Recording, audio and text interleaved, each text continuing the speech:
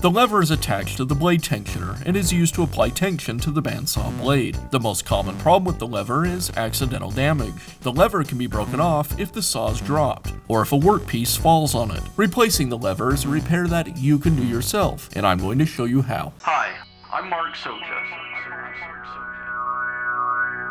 Do-it-yourself repairs like these are easier than you might think. From lawn machines to cordless drills, kitchen mixers, Outdoor grills. our how-to videos walk you through each repair from start to finish. So doing it yourself means never having to do it alone. Let's get started. I'll begin by removing the front wheel assembly from the saw.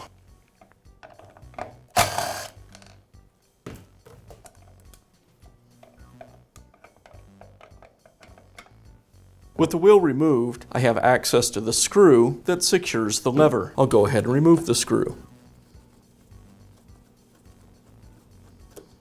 When the screw has been loosened, the lever will come away from the housing. Now I can install the new lever. I'll insert it through the housing and align this screw with the hole in the lever.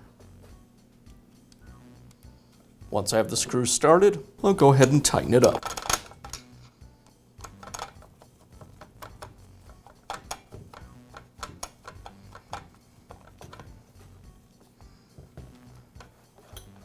And now I can reinstall the wheel. I'll install the first spacer washer, the wheel, the second spacer washer, the thick washer, and secure it with the screw.